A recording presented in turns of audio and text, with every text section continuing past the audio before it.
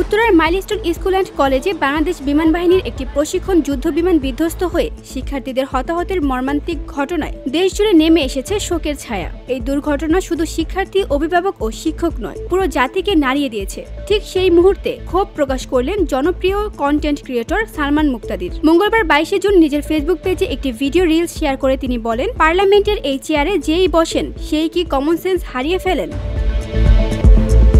সালমান মুক্তাদির তার বক্তব্যে আরো বলেন, ঘটনার সময় পুরো ব্যবস্থাপনা জনগণ নিজেদের ফান্ডিংয়ে করছে। কেউ কোনো পোস্টের জন্য বসেছিল না। কেউ কি সরকারের কাছে কোনো আর্থিক সহায়তা চেয়েছে? কোনো বাবা মা কি বলেছেন আমাদের টাকা লাগবে?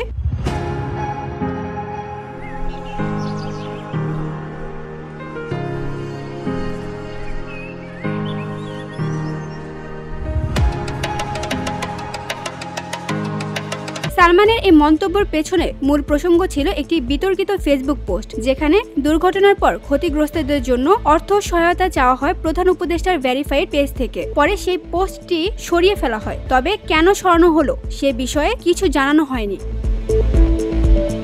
তিনি আরো বলেন, মানুষ টাকা চায়নি, মানুষ চেয়েছে জবাবদিহিতা, স্বচ্ছতা, তাৎক্ষণিক কার্যক্রম। কিন্তু কি করা হলো? 50 বছরের পুরনো কথাবার্তা, তহবিল গঠন, তদন্ত কমিটি গঠন। এখনো পর্যন্ত কোনো সেমিনার পর্যন্ত করা হয়নি পুরো ঘটনা নিয়ে। VOD Bangla news desk.